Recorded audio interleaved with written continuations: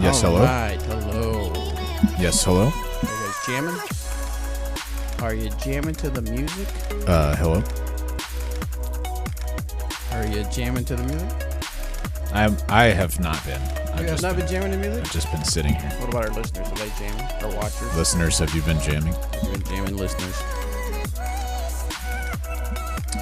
Some of you, when they watch our videos or listen to our podcast, they ask, what is that music? And it's copyright music. It's royalty-free music. It is not copyright music. It's royalty-free music. And therefore, you're not going to find it on iTunes or anything like that. Or at least typically you won't.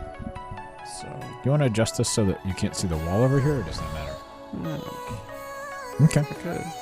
It's whatever. So they could see all the walls, though. Yeah, whatever.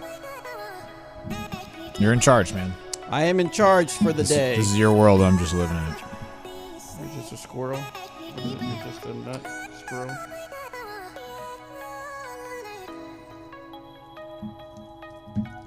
All right. How was your disc golf week? Or should we wait to record that? We'll wait to record that. Yeah, we should probably wait. All right. Let's get all things adjusted here for. How's the audio there, guys? Can you hear us all right? You guys good? Should be good. Can everybody hear? Maybe we should just have music play in the background all the time. Probably not. Okay. All right. So I am setting things up so I can share this out. We'll get recording the episode. I need to watch the last episode of Chernobyl. Yep. Me too. Spoiler alert, the whole thing blows up. What? Well, it actually did that at the very beginning. So. Oh. Right. Okay. They don't build up to the explosion. It Got starts it. at the explosion. So Got So it. there's a spoiler alert within its own show within the first 5 minutes. Dang it. For history. Yeah. So anyway, no, it's a good show. I need to watch the ending where they kind of wrap everything up, but it's pretty devastating what happened. I've never heard anything. Do you know about the it. whole story? Yeah. Where the whale bumps into the ship and it blows up? I have not heard that part. Okay. No, I'm just teasing. It's not that. Spoiler alert. No, it's pretty intense what how the docudrama is portraying how much that the Soviet Union tried to cover up. Yeah. And then it's amazing how powerful that was of that the nuclear plant exploding, and then how much it affected the surrounding countries. Huh. Yeah, I can tell you're really interested. I'm sorry, I got sidetracked looking at Skip Ace Oh yeah, because somebody picked like hold on. The person rigged. No, the person who got fourth in our league had a person who got them 0 points. Whoa. And I thought that maybe they intentionally picked someone who wasn't playing the event so that they didn't get negative points, but they did.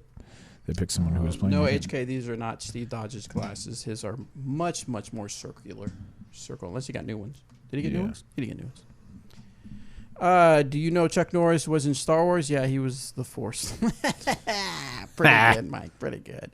Pretty good. Mike says Bobby is a little low. I am? Yeah, you might turn up your VA. I've actually been feeling a little low lately. Have you? A little tired. Dang. I'm a little tired today. They should build a disc golf park right outside the exclusion zone. Oh, yeah, right. Yeah, that would be real popular. And watch as your disc melts as it flies through the air. Marty says, congrats to AJ at Beaver State playing Go DD. Yes. Yes. Team DD had a great weekend this weekend. AJ and Jordan Castro tied for 5th. Awesome. Then there was, I think Clemens. I'd have to go look. I think it is tilted. What? Oh, yeah. Oh, I can't. Everybody was inside, the top 25 or something like that. Clemens and Dustin all tied for 18th. 18th, and then the 22nds were Zach, Eric. Zach and Eric. That's it. Sweet. And then, somebody named Paige won? Yeah, we had the old Paige Pierce taking the victory. Paige Bierkus taking the 4th.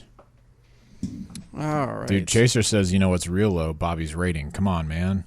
I haven't played anything. Well, Here's the thing. Whose problem is that, Here's the thing. Bobby? When I Whose have problem? When I have a free weekend, I go visit my folks. Yep. and my kids. You know what I do when I have a free weekend? And then any other Win weekend, bets. it's playing. It's not playing. I'm doing something now. You know what this I do last when I weekend have a was free the weekend? lake. I did do that. Bobby. The weekend before that, there wasn't any tournament nearby. Bobby, you know what I do when I have a free weekend? This weekend, I'm going to the Bartlesville. What? The Bartlesville? Yeah. Win bets, Bobby. Whatever. That's what I do on my off weekends. Think about it. What is up? 2/3 of the GAM crew. Yep. Picture on the wall's crooked. People are going crazy over the picture on the wall.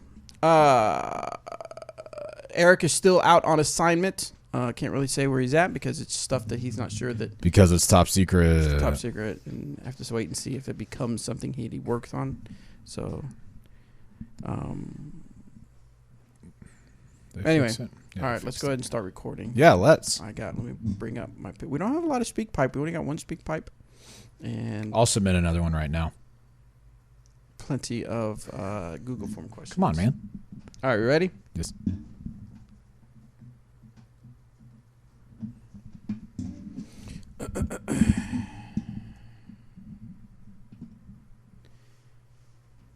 Hey, everybody, this is Bobby Cool, Daddy Slick Breeze, and I have with me. Did I do that wrong? Nope, that was right. Oh, yes, you did. I did sure. Man, I can't believe I did that all wrong. Yeah. We're going to start all over again. You ready? Yes. Hey, everybody, welcome to this episode of the Disc Golf Answer Man. I am Bobby Cool, Daddy Slick Breeze, and I have with me Robert, dead to me, McCall. I don't really want to talk about it. Why not? Because. I have 5 episodes left. Okay, so there's a show on Netflix called Dead to Me, and it's a pretty good show. It's pretty good. You're probably thinking, what does that have to do with disc golf? It has nothing to do with disc golf. But you guys know for the first 5 minutes, we don't Right. talk about. So, if you got to hit that skip button, that forward button, Yes, it is. tap it a couple times. Disclaimer: it is not for younger than adult ears, and it's not even for really like moderately sensitive adult ears. Just so we're on the same page. If you are easily offended by Curse words, language, and morbidity, some of morality, yeah, more you're probably you not. you Gonna probably watch don't watch it. But it's got some good acting. It's got a cool storyline. The acting is fantastic. And the storyline is pretty. It'll get you. It'll get you. Yes. Anyway, so that's gonna our get you. That's our Netflix recommendation of the week. How are you doing, Robert? Man, life's good. You know, played some golf this last week, and then some disc golf the last couple days in preparation for Kansas City Wide Open. Excellent. And what is your plan of feeling attack for KC Wide Open? good. Well, first things first, I'm gonna step up on each tee pad, and I'm gonna think, which disc should I throw See, you're already off on the off right of foot. this Actually, that's the right foot. tee pad? Then I'm gonna throw that disc off that tee pad, and hopefully it goes in the basket. Then from there, it's just. No, if I don't, okay. if I don't ace, I quit. So it may only take one hole. It may take If two. I don't ace, I send it back. Yeah, I send it back. No, I think I'm going to, especially for the courses that we're playing, Waterworks specifically, just play smart shots. Don't do anything too crazy. Just kind of try and find good scoring positions. Because out there you can have a birdie putt on, golly, so many holes. So just giving myself opportunities to make putts, because putting, as we've talked about, is certainly the strongest part of my game.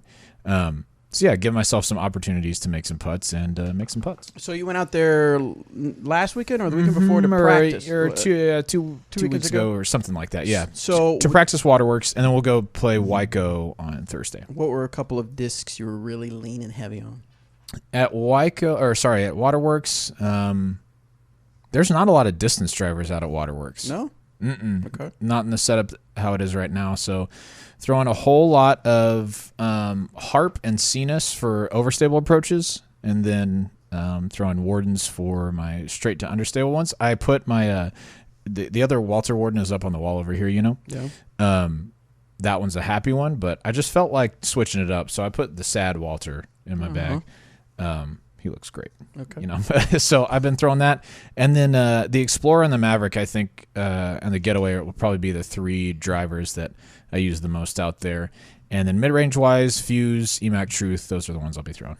Gotcha. Yeah, So I'm excited. But you're going to go practice Thursday again, you said? Mm-hmm. Okay. Gonna go play Waiko, that's where I'll need a lot more distance drivers. That'll be raters off a whole lot of tees and stuff like that.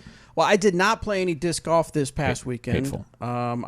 We had a sort of a company function out at Melbourne Lake, which is about a 40-minute drive, depending on where you live in Emporia. And had a good time. We were supposed to play disc golf at the course out there, but because of all the rain, it was flooded. Yes, and very tall grass. Was flooded, yeah, and so we decided not to. But we did get a chance to get our hands on some discs that I get to try out. So I'm going to be trying out. So what is it? Recoil. What's something that I haven't had? It was all the new releases from this and last year. Right. So Biofusion Raider for the doubles match play, Bio Raider, and the Gold Pioneer. Yes. Then the Maiden was in there, the Guard was in there, Gatekeeper was in there, Patrol was in there, Musket. Yeah, bunch of frisbees. Right. So looking forward to try that. Now I might do some stuff on my personal YouTube channel. Prove it.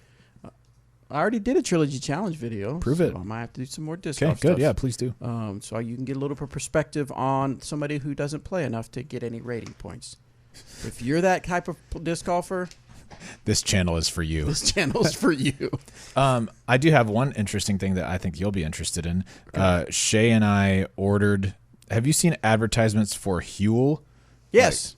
We ordered that and it came in yesterday. What is it? Huel is Cool Whip?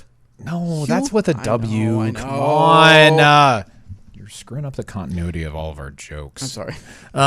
No, Huel's like it's not really a protein powder. It's like a meal replacement shake thing, I guess, but that comes in the form of powder. Powder? Yeah, powder. It's got all the essential amino acids, proteins, all that stuff. So I have been doing intermittent fasting for the last week and a half, 2 weeks, somewhere in there.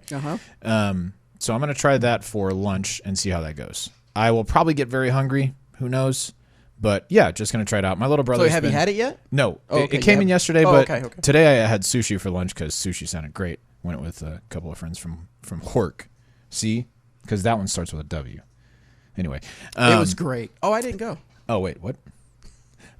So I'll probably try it for lunch tomorrow. All right, cool. I'll report back. Yeah, you have to let us know. Yeah. So yeah, someone mentioned Bio Raider. Yes, Biofusion Raiders are a thing. They're a thing for match play doubles. So if you know somebody who's doing a match play in your area for doubles brackets, make sure you look them up so you can get yourself a Biofusion Raider and a Gold Burst Pioneer. But we'll talk about Yes, Pioneer. But we'll talk about more of that here in a little bit. Let's go ahead and let's jump into some disc golf questions. What do you say? I say yes. You say yes. I say this question is from Andrew. I'm having trouble establishing a putting routine and sticking to it. Yes, okay. You guys have emphasized the importance of having a routine, but I'm finding it difficult to implement, especially in tournaments. We probably don't want to practice during a tournament. You want to have practiced before the tournament. Correct. My question is, how do you guys line up your putt and get dialed in before you putt? Please describe what you do physically and mentally during your routine. Well, I know Robert has a specific routine. I don't ever really do a routine. I just kind of get up there and throw it. Yeah, right. He has a specific one. We actually did a video a couple years ago where he actually went over his routine. I went and found that the other day. Yeah. Solid. It's almost the exact same thing now. So I mean, not much has changed. I'll see if I can remember. I'll put my notes in here. It's called Mind of a Pro putting. Yeah, Robert putting link. I'll put a little reminder in there to put there. But yeah, you can look on our YouTube channel and just look up Mind of a Pro. Yes. And you'll see Robert McCall going over putting. But go ahead and go. Sure. Over it right now, real quick. Sure. So when I line up to putt, I put my mini down. My mini has the three phrases that I say to myself on it. Those phrases are watch your link, follow through, be confident. So watch your link. I pick a link to aim at, and then I usually just pick one just on the left side of the pole. I'm right eye dominant, so I tend to pull putts right even when I think I'm looking center. So I aim on just the left side of the pole, and usually that ends up in the middle. And then when I let the disc go, I watch that link all the way through, even after I've let go of the putter. And I kind of think of it like I do in golf or baseball or whatever. They talk about keeping your eye on the ball. I don't want to keep my eye on the putter because that might cause me to kind of pull off of my stance too fast, or just focus on anything but trying to hit that link. So I watch it all the way through. And then follow through. If you don't follow through, you're not going to make putts. Like, you may get lucky and make one every once in a while, but following through is vitally important. So just to remind myself to do that, and then be confident. There's not really a way to measure confidence or instill it in yourself other than just saying I'm going to be confident. Like, I can do this, So I set my mini down. I look down and say those phrases to myself, usually about 3 times. Just repeat them to myself to remember them. Look up. I take a deep breath. I say a couple words to myself at that time, and then I exhale as I'm putting toward the basket. And that's what I do. And so that takes about a 5 minute. That's a 5 minute. Usually, routine. that's about a 5 minute thing. Okay. Most of my group has already moved on 2 holes ahead. Right. At that point. No. When I say those phrases to myself, it's really fast. I bet my routine from beginning to end is about 15 to 20 seconds. Yeah. From putting mini down to putting. If I'm going to check the wind or do like a practice stroke or something just to kind of feel it, I'll do that before I step onto my mini to putt. Like, I'll try and take stock of all the external factors before I step onto that mini. Because then when I do that, then I'm focused and I'm just going to putt exactly the same as I do in practice, casual rounds, and in tournaments. And that's how I think that you make something like that stick, is by doing it all the time. Yeah. It's not good to have a practice putting routine, but then when you get to the tournament, you're like, I'll just throw it in there. It doesn't work that way. Your routine needs to be a routine. It needs to be the thing that you do every single time, because it makes practice putts feel important, and it makes tournament putts feel more like, hey, I've done this before because this feels familiar to me. My biggest thing is that I'm having to learn to incorporate checking kind of what you said, the outside environment. Mm-hmm. In other words, I already know. I in my mind, I'm thinking, okay, follow through, and sometimes I even do like one without the disc in my hand. I'll make sure that I purposely, intently follow through, exaggerated, just to remind myself. But then I have to stop and go, what's the wind doing? Sure. How far am I? What am I aiming at? Right.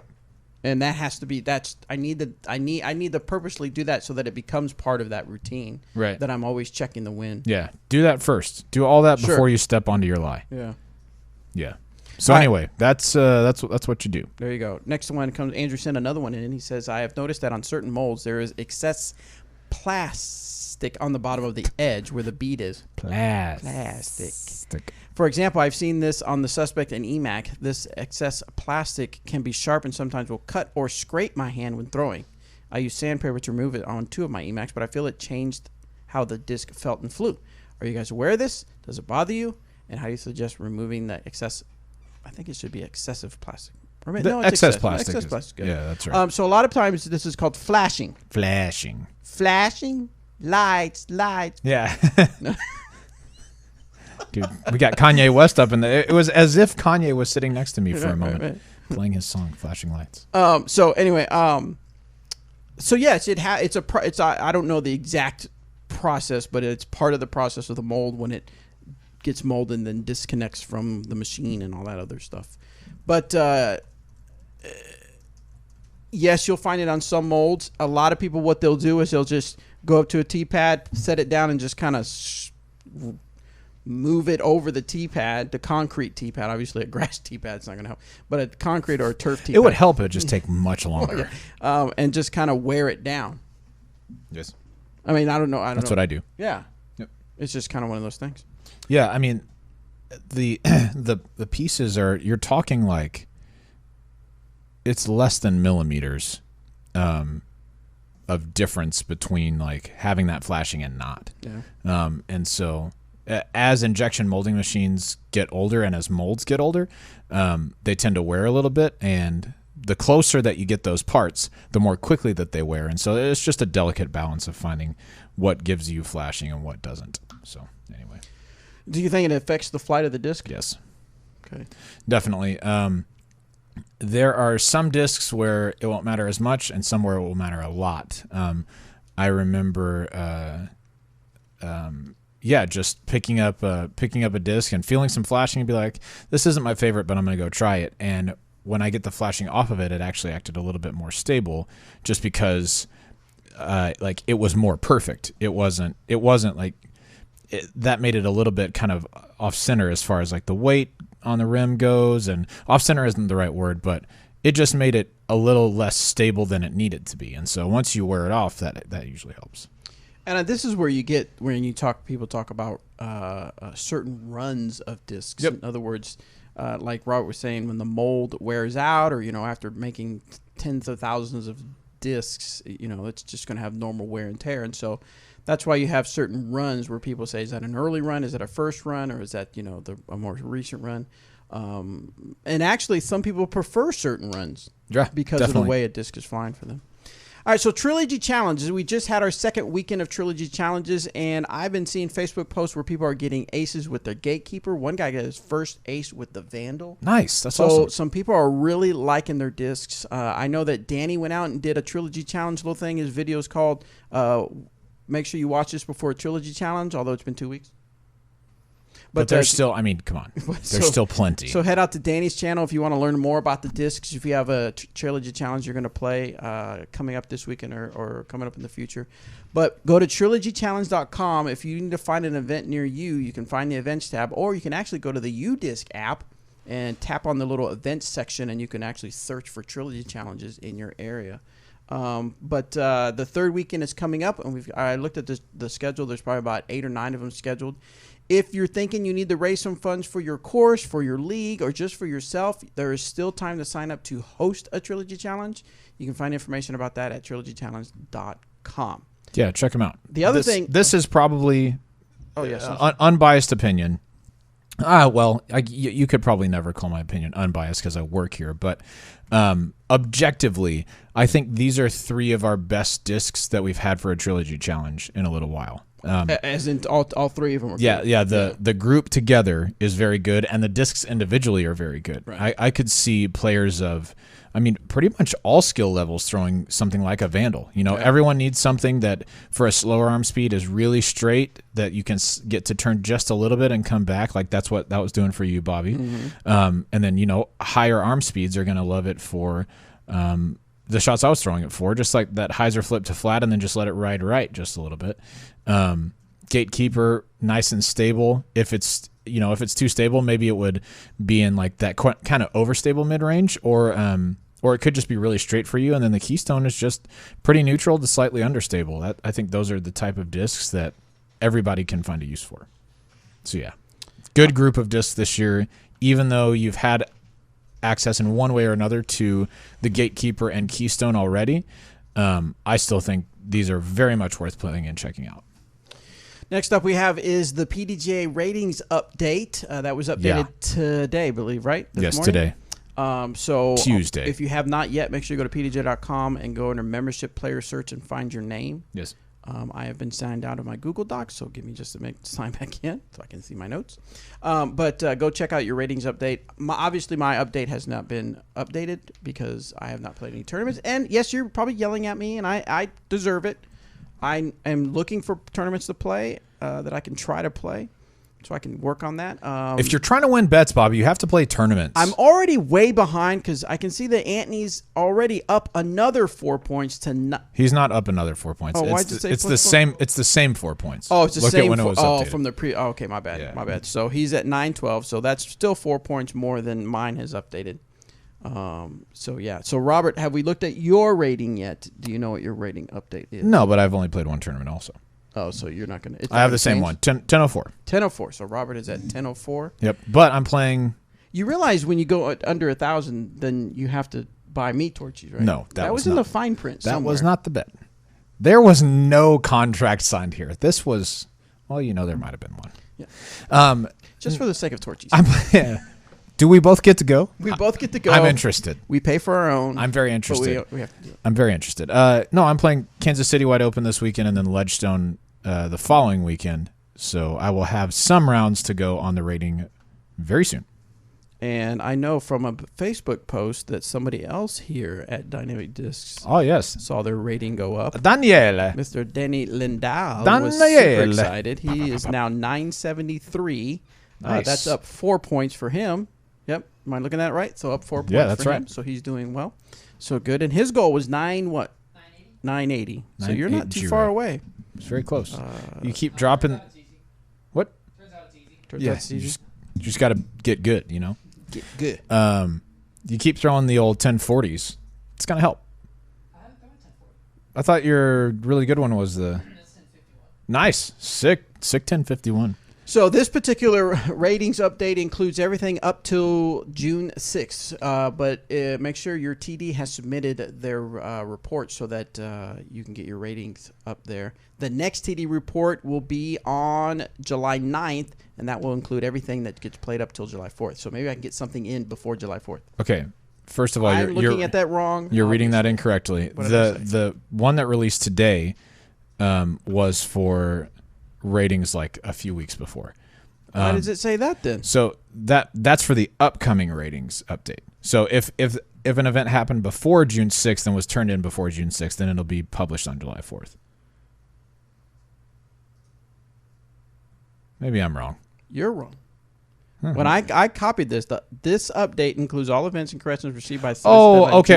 I was reading that incorrectly. Yeah. You're correct. I'm incorrect. Thank you. My bad. So everything up till June 6th is reflected today, and then everything you play from now, all the way up till July 4th will be reflected next ratings update, which is July 9th. That's a much faster turnaround than it used to be, because it used to be at least a couple of weeks between turning in a tournament and seeing the rating update. Nice. That's cool. Well, there you go. Anybody on YouTube got any ratings updates? Yeah, Jonathan Van Dierzen. Have you heard of him? No. And I haven't either. But he said he went up 14 points. That's pretty good. He's up to 931 now. So, shout out Johnny V. Congratulations on your grand success. I hope nothing but the best for you. I wish that you could come and motivate Bobby to play more tournaments, because, man, it'd be really nice if he even just tried to win the bet. But instead, he's just not. He's just not. I am just not. Just not doing it. All right, next question comes from, back to the question. Oh, actually, let's go. We only got one speak pipe question. Let's go, folks. We want to hear your voices. But let's hear from Shane. What's up, Bobby Cool Daddy Slick Breeze? Just kidding. Congrats on the first ace, by the way. Nice. Eric, E-Mac, Attack, McCabe, and Robert. Hey, I just met you, and this is crazy. Here's my number. Call me maybe. Unless we have Danny and Anthony in the booth today, and then we'll just do a celebrity mashup and call him D'Anthony Lindenhoovel. Got a couple questions for you today. First one is, what can a club or even an individual do outside of a Trilogy Challenge to help raise funds to complete a course? We have a recently designed course here in southern Oklahoma. Thank you, Mr. McCabe. It is freaking sweet. I got to play it on a soft opening with temporary baskets and no tee pads. And I just want to see if there's anything I can do to help get it complete. Second question would be mold minimalism. Trilogy Challenge is a great way to do that because it's a tournament in a box. Something like that is great. But other ways that I've seen people do that is raffles. You can get, somewhat valuable discs that somebody has they're willing to donate. People buy raffle tickets, and you can raise some money that way. You can also just do a fundraiser tournament that isn't a Trilogy Challenge, maybe like a flex start singles or doubles. Doesn't even have to be sanctioned. But yeah, just something with prizes on the line so that you can get more money to go toward the course. So those would be the kind of suggestions that I would make. Right, and if you're running a tournament, then of course you can make tournament fundraiser discs where you can get the disc at a discount price, and then of course sell them to raise funds for the tournament, and of course that money goes toward the upkeeping of the club or organization or the course. Yeah. What are some other things that I've seen out there? That's it. All right, next. Very, very high risk gambling. Yes, you can you do bet. that. I heard there's a new site for the PDGA where you can place bets on whether Paul Macbeth is going to win this weekend or Eagle McMahon. That's just what I've heard. For real? No. Okay. He had a second question. Okay, here we go. For my discs that are my go-tos, I noticed that they all seem to be neutral flyers. No understability, no overstability, just generally straight flying. I can release them on an anhyzer, and they'll stay on that and fade out to the right on the right-hand backhand, by the way. And I was just going to see, have you ever built a bag around that, or anybody who's built a bag around not having anything too overstable or understable? That would be my questions for the day, guys. Also, you just should go ahead and bring in Sebastian and Ralph and have a doggy special. And then when that course does open up down here, you guys should come down and bring some torches from Tulsa for me. All right. Okay, thanks. Bye. We will be bringing torches for ourselves. Right. And they probably wouldn't make it all the way over. Yeah, if we were coming down to you with torches, it's eaten by the time we get there. Just facts. Chaser also says we could do a reverse mortgage to raise some money for the course. So something to think about. Thank you, Reverse Chaser. mortgage, there you go. Poignant information. I have not tried to build a bag around something like that because I think it's very beneficial to have different stabilities. Now, learning to throw each disc on different angles is ideal. That's awesome. Like if you have, for me, I've got an Explorer that I really like that I can throw very, very straight. I can throw on hyzer that it'll hold hyzer. I can force it over, it'll hold anhyzer. That's awesome. But I think there's something also to be said for getting more molds that that the disc can do more for you than just go kind of straight. Because there'll be times where a forced over anhyzer isn't as effective as like a hyzer flip anhyzer, or like a big hyzer where you need the disc to fly very straight for a long time before it goes left. And if you're using a neutral stable disc, you're going to have that kind of go left all the way to get where you want it to go. So I think there is definitely merit to learning how to throw different angles. In fact, I would love to be able to throw forced over anhyzers just a little bit better. It's something I'm currently working on. But if I have a disc that can do that with my current skill set, I think it's helpful to have that too. Then throw in the variable of the wind. If I've got all neutral discs, now all of a sudden my neutral straight discs are mostly understable if I'm throwing in a headwind. That's a lot harder to compensate for with just angles rather than just taking a more overstable version of that disc, or like if I'm throwing a Raider, instead of that I throw an Enforcer, a step up in stability. It's much easier to do that than it is to say, okay, I'm going to add, 20 degrees of hyzer to this disc and just hope that it does what I want it to do. All right, we got a super chat coming in Super from chat. Christian. Thank you so much, super chat Christian. Let's get to his question because it's a super chat super question.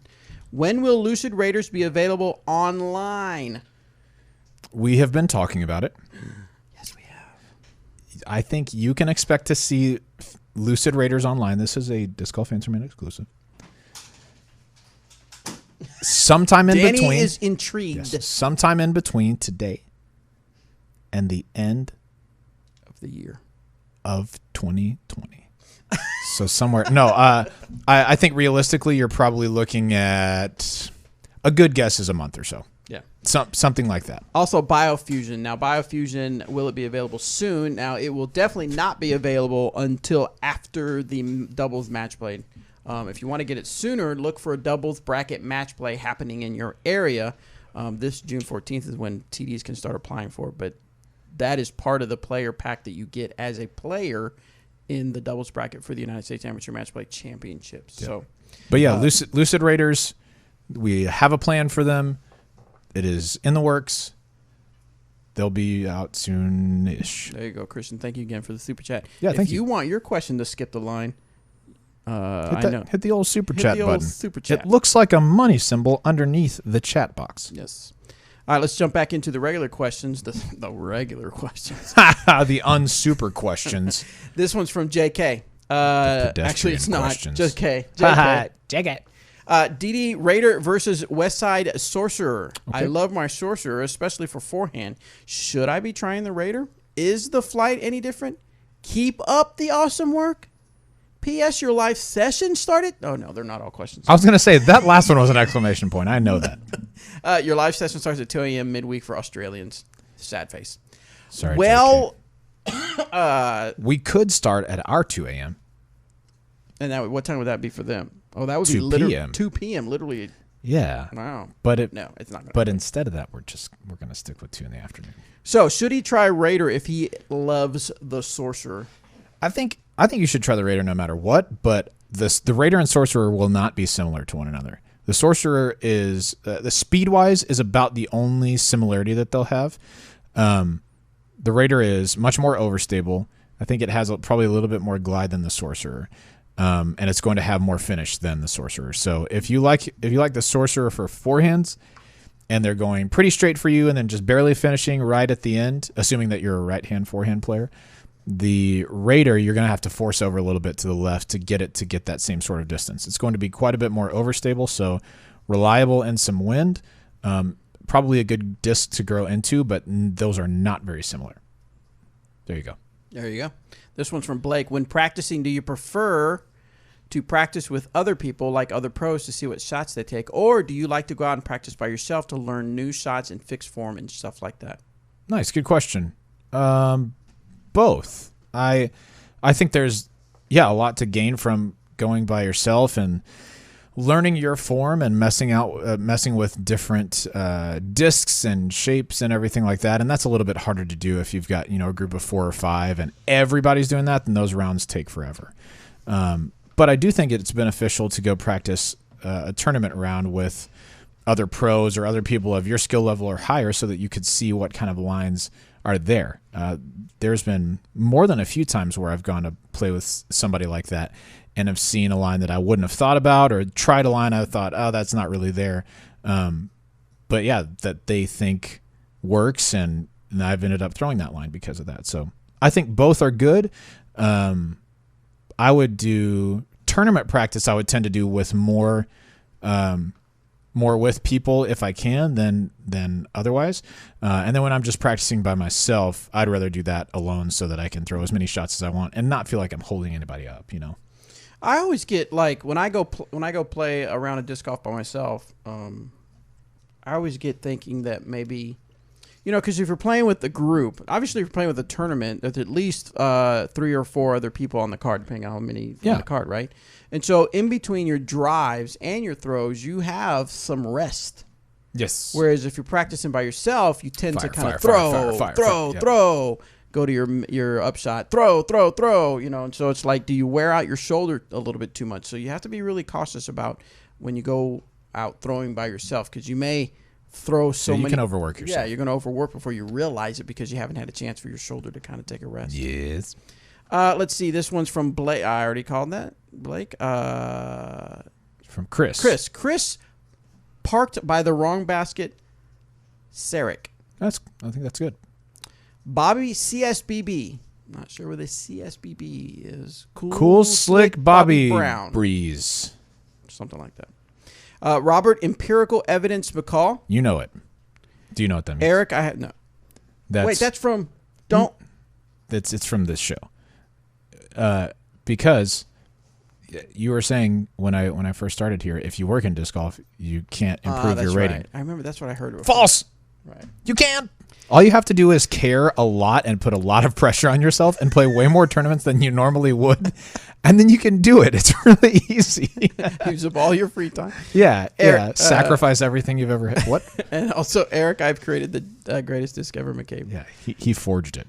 This is a school property. Valyrian steel. That is a combination of middle and high school with a good amount of property around it, mostly grass with some woods. I would love to bring the idea of putting in a course. Euro technology. I would like to approach the superintendent. What answers / talking points should I have ready for said conversation? I know price would be brought up. Is there a safe range to quote? I wish Eric was here to give you kind of an idea on a quote. But I think people have asked him about quotes in the past, and it's so varies. Yep.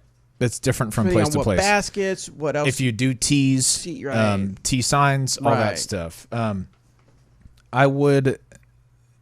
Something that I'd be ready to answer is, what benefit does it bring to the school? Right. Because schools, in large part, especially as their budgets go, are like businesses, right? There needs to be, there's necessities and then there's investments, right? Necessities are things you can't live without. Like, you're going to have to provide food for students at a school. You won't see any return back from that. It's just, this is an expense that you have. But then there's investments like gym equipment, like when I was in school, projectors and things like that, things that are going to continue to be valuable for a long time, right? And I think you need to think of this as an investment. Like, what benefit could this bring to the school? So there's activity For the students there is, you can use it for fundraising like we've talked about with Trilogy Challenges.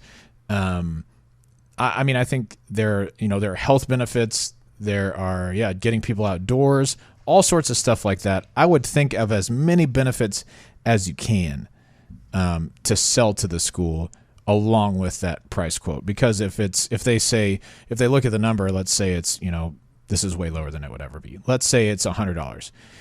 And they said, wow, we can invest this $100 and get all these benefits from it. I think that's probably worth it. So doing a bit of like a cost benefit analysis, I think would be very helpful.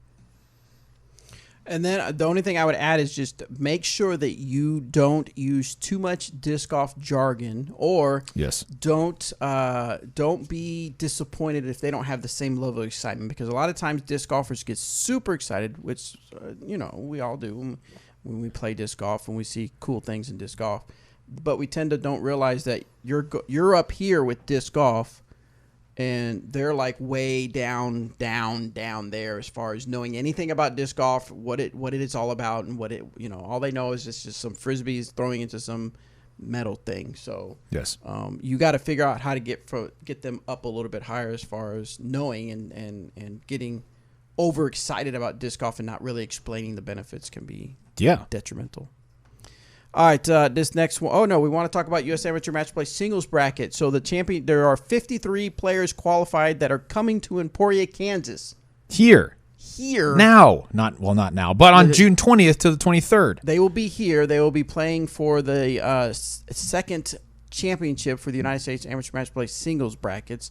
We're super excited. We're going to have some media here. We're going to do some, pictures and some video and stuff like that. But we'll definitely be highlighting, probably on the 23rd, the last day, we'll be highlighting the final people as far as some coverage and things like that. We're not going to do anything live. We're probably going to do some post-production stuff or some highlight type stuff. So it's going to be really cool. But you can go to discgolfmatchplay.com and go to the singles bracket, and you can see who is representing your state. Once they get here and checked in, then we will create the bracket, and then we will just start the play. So UDisc. Press the button. Make sure you follow us on Instagram and Facebook. So we'll probably do some Instagram stories and stuff like that as people progress and stuff like that. So you definitely want to get on there and root for your state to make sure your state representative makes it. Right, and at stake for that is, let's say you're from Iowa and your representative is let's say you're from Des Moines, your representative is from Des Moines. Des Moines has some great disc golf courses, right? But if the representative from Iowa wins, they get 18 veteran baskets, 18 tee signs to put in a brand new course somewhere. So it's to your benefit to cheer on and root for the player who is representing your state, because you could get a new course from it, and they could get free disc for 10 years. That's pretty good, man. That's pretty good. Come on. Hey, pretty listen. Good. Hey, listen here. That's pretty good. Now, also what's happening is doubles brackets. So if you played in it for the singles and didn't quite make it to the state level, or even if you did, and you want to play again, and you got a partner that you want to partner up with, maybe the person you lost to. Hey, maybe this could be a friendship. Because you know that they're at least a little better than you, right. Or they were that day. Right. Partner up with them and play in the doubles brackets. You can go to Disc Golf Match Play, and to apply to be a TD to have some brackets in your area. That opens up June 14th, and you can do that all the way up until August 1st. And then, of course, July and August will be when you can actually run your local qualifying brackets. The championship for that will be here in Emporia, September 27th through 29th. It's an early birthday party for me. I think that's why we did that. Yeah, that's why we did that. Mm-hmm. And then for the ladies out there, we have a women's doubles bracket. So get all that information at discgolfmatchplay.com. Yeah, man. And, just like we talked about, the discs for doubles you are not going to want to miss out on. It's $45 a player still, right? That I don't know. I'm pretty sure that's right. For that, you get the opportunity to play in this event, a chance to win the prizes, everything like that. But the players pack for that is a Biofusion Raider. What? Which is, come on, man, good. Biofusion usually is the least overstable of our plastics, but the Biofusion Raider that I threw was about like a Fusion. It felt really, really good in the hand. I could see it getting a little bit more turn, so it'd be an absolute out-and-out bomber very, very fast. And then along with that, so that's an unreleased plastic in that disc. Another unreleased plastic in this disc is the Gold Line Burst Pioneer. And we got to look at a couple of these this last weekend at the Melbourne Lake thing. They're looking good. Money. Very, very good. So if you want a shot at those two discs, even if you go and lose your very first match, you're like, man, that's unfortunate. But I got 2 pretty sweet discs from it. Yeah, I want to get out and try that Biofusion Raider. Get it beat in real good. Good luck. Real good. Maybe at a tournament or something. I don't know. I would love to see you, friggin' play a tournament or 2 or 5. SkipAce.com, Beaver State Fling. If you are part of our Skip Ace, we did our picks last week. Yes. And we are ranked 101. Yeah, we had a really good start. We had good ideas. We thought Eagle would win, and he did, which was great. But then we were trying to play it safe with some of the points. We're trying to save ourselves some points. So we dropped Eagle off of there, filled in with some other people, and some of those people played really well. Like they did great. But one of our picks, and we don't want to throw him under the bus, but one of our picks had arguably the worst weekend of golf he's probably ever had, including a final round in the 800s. So unfortunately, we lost some points there. We did pick the first and second place female players and Paige Pierce and Katrina Allen, but yeah, that's what happened. All right, so we're gonna go random number generator, so we can pick 1 through 101. Yes. Yes. Generate. Ooh, number 6. Wow. All right, I got number 6. Number 6 is Mitch Pitcock. Mitch Pitcock, 10-13 points. He picked Ricky Wysocki, James Conrad, Eric Oakley, and AJ Risley. On the female side, he picked Paige Pierce and Sai Ananda. So some good point getters this week. Big shout out, by the way, to AJ Risley and Jordan Castro. Absolutely. Tying for 5th at this event? Come on, man. Beaver State has to be, if it's not the hardest event to cash at, it's in the top 3. It's nuts how well you have to play to cash there. So, Mitch, if you are listening, hopefully you will be listening, because that's the second part of winning this, is finding out you are the winner. Make sure you are logged into skipace.com. Pardon me. Oh, excuse me, sorry.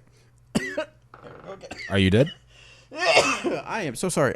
Make sure you're logged in to prove that you are Mitch, and then send us a screenshot at Bobby, B-O-B-B-Y, at dynamicdiscs.com.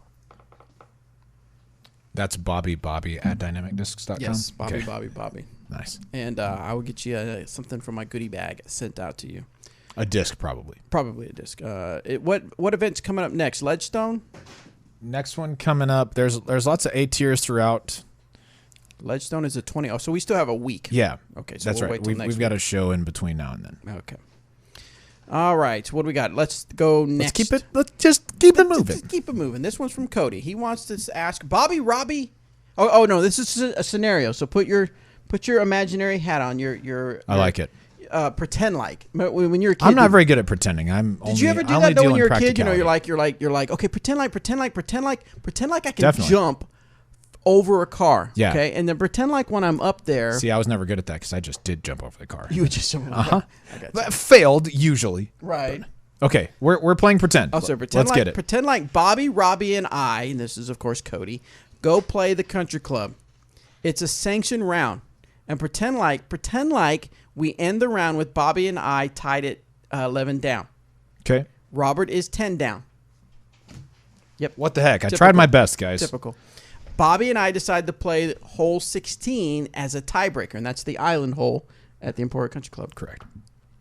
I try to go Simon's route, which is a big hyzer and throw about 100 feet straight up in the air, and it goes into the water. Bloop. Bloop. Bobby laces a perfect shot and parks the hole. Again, I mean, this really isn't pretending. We're not pretending that much anymore. This was like a couple of weekends ago. I throw from the drop zone and get a 5 due to bad putting. You hate to see it. Do I get third place now with a 9 down? Yep. As well, can course records be set in playoffs? Nope. Great question. No, once you're in a playoff, that's like the rounds. Normal play is over. Right? Yeah, regulation play is regulation done. play, yeah. So I would still be sitting at 10 under par. You guys, 11 under pars would basically be a wash, and then you would just play until somebody, beats the other person. So that wouldn't change your overall score. The worst you can do at that point is second place if you're in a 2-man playoff. If you're in a 3-man playoff, worst you can do is third, and so on. But you will never get worse than that, no matter how poorly you play on that hole, right? Can course records be set in playoffs? I don't think so, mostly because I've never seen an unintended 18-hole playoff. I know that they used to do that in golf. If a tournament will go to extra holes, they'll just schedule around for the next day, and those two competitors just straight up play 18 holes. But usually our playoffs are sudden death. So I don't think it would be an official. I don't know. I guess it's sanctioned. But if a playoff really went 18 holes and both people pushed all the way down to the 18th hole, I mean, it'd be super impressive. Not going to happen though. But also a sick tournament, guys. Thank you. Nice win. Thank you. Thank you. That ought to help the rating. That should help the rating when I go into my pretend like world. This one's from Ken M.N. Ken. He says, a while back, I found a super beat-in Mercy with no name or number. Yes. I tried it for putting and has turned into my main putter. Okay, fair. Guess that makes me Team Mercy. It does. I guess so. Anywho, I've tried a brand new Mercy, but doesn't fly anything like the super beat-in one I have. Just curious if you all have any ideas about what would fly like a super beat-in Mercy right out the box. Thanks for all you do. Keep on keeping on. And he says, P.S. I really like the Warden. And then he says, P.S.S.S. Just to follow up about the question I asked about the Mercy, I should add that it was a 0 soft. Don't know if that answers or affects your answer or not. I mean, you should probably just get another Mercy and beat it up. If you like it. If you honestly like it that much, that's what I would do.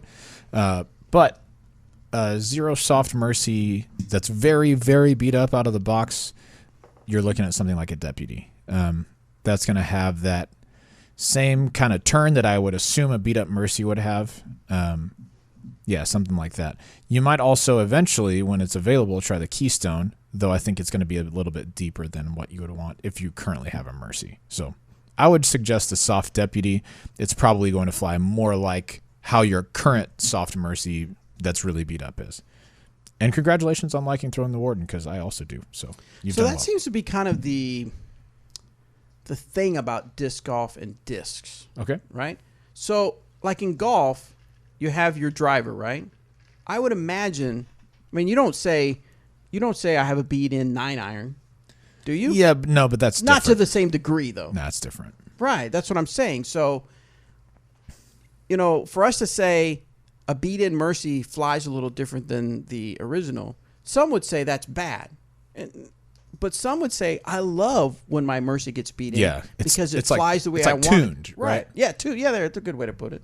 So, yeah. So take that with a grain of Pepper. garlic powder. Salt. Ove Norton.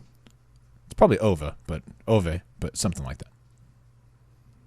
Ove Or if Norton. you combine his name, it's Oven Norton. Of Norton. Oh, like first of his name. Of Norton. You know what I'm Norton, saying? yeah. Got him. Dragons. Game of Thrones, you know Kingslayer. what I'm saying? Cool. Hey, hello, DeGam fam. I got a question about mandatory and OB rules. The situation was on my pretend like. Okay, just put on your pretend cap. No, the situation was on my local course where a buddy threw from a tee which is inbounds. Okay, great. He threw the disc over the OB, past the Mando while the disc was inbounds, then came to rest OB again at the end of the flight. Missed Mando equals drop zone, and OB plays as normal OB. Okay. What penalty counts? Where does he throw from? On the flip side, if he crosses the Mando while OB and came to rest in bounds, what then? All right, let's play this Let's game. break this down. Put on your pretend cap for a second. Pretend like. All right, so here's what it is. So mandatories take precedence over regular OB. That's just the rule. But you can't be double punished for a shot. So if you throw a shot that misses the Mando and ends up out of bounds, you don't get 2 strokes. It's just the first one that happened, which was the mandatory. Missing the mandatory is I honestly can't think of a case where it wouldn't be the first infraction, because missing a Mando occurs while in the air. Out of bounds is only settled once the disc is on the ground or has come to rest, right? So you would go to the drop zone. in this situation. If you missed the Mando while OB and ended up OB, or missed the Mando while inbounds and still ended up OB, either way, missed Mando is the penalty that you would play, so you'd go to the drop zone. Can you go back to the question just so I can see the second part of the wording? Yep. He says, on the flip side, if he crosses the Mando while OB and came to rest inbounds, what then? So if you pass the Mando on the correct side, even if the disc is out of bounds then, but it comes to rest inbounds, then you're good. It's inbounds. Passing the Mando on the correct side, once that's happened, you don't have to worry about that anymore. It's just where the disc comes to rest. So it would be kind of stupid if there was a Mando with out of bounds even farther in than that, but I guess it would be possible, maybe if you're playing an island hole or something like that. But it's where the disc comes to rest. Once it's past the Mando on the correct side, you're past that. Now you're just playing the out of bounds part. Does that make sense? I think so. Okay. We did it. Got it? Pretend caps off. We did it. We got someone on the YouTube watching, Mr. Jordan Castro. Great job this weekend, Jordan Castro. The player. Let's see. He's talking about Go-to songs is what he got asked. Faded by Alan Walker and Midnight City. I do not know who those people are. I don't either. But you did it. He said something. It feels great for. Oh, that he played well. Oh yeah, to play well. Yeah, that's a big finish, man. Top 5 at Beaver State is not a joke, dude. That's super cool. Thanks for joining us on the Disc Golf Answer Main YouTube. Also, give me all your wardens now that you're putting the gourd. Oh, is he flirting the gourd? Yeah, I think he's flirting the gourd. Yeah, that's the first ones that you got. Remember, two touring players. Remember, and Danny is using it for his distance putting. Remember, Jordan, the first run wardens that you got. Holler at your boy. I'm available. I'll take them off your hands for next to nothing because that's just how nice of a guy I am. Next to nothing, huh? Think about it. All right, this question comes from Doc Zen. Yes. Do you like, for the big tournaments, the idea of policing yourself, or would you prefer refs to call more foot fault / OB, though there are some OB judges, etc.? Love the show. It'd be great if we had refs on every card, but it's just very impractical. Yeah, that's something I noticed that when people start watching disc golf a lot, they start pointing out these things that this should happen, this should happen. A lot of us that have been around for a while say, yes, we get that, but we don't have the resources. Okay. So yeah, it'd be great to have an official on each hole, but that's just not going to happen in the near future. You just got to be able to pay those people and have those resources. Next one is from Pete Miller. Hey, Bobby, warm mommy gritty gust. The opposite of all of them, man. Eric, honestly, McCabe. Okay. And cool. Robert, every answer is Warden McCall. I literally just said deputy a few minutes ago, so take it back. He was thinking Warden. But yeah, I was like, man, he Warden would be such a great answer. Yeah, but a really, really super. But like, if you think if it's a little bit less beat in than I thought it was, then it's probably a Warden. Yeah. I try to throw mostly flat shots, but was told by a local pro that I should be throwing everything with a little hyzer. Is this true? After watching some DD videos, I noticed most straight shots are thrown with a little hyzer. Thanks for all your advice and love the after show. Excellent. Okay. I do not think it is imperative that you throw everything with a little hyzer. I usually do, but that's because that's my natural swing. Same for Eric McCabe. He usually throws everything with just a little bit of hyzer, even straight shots. That's the angle that he uses to stand stuff up to straight.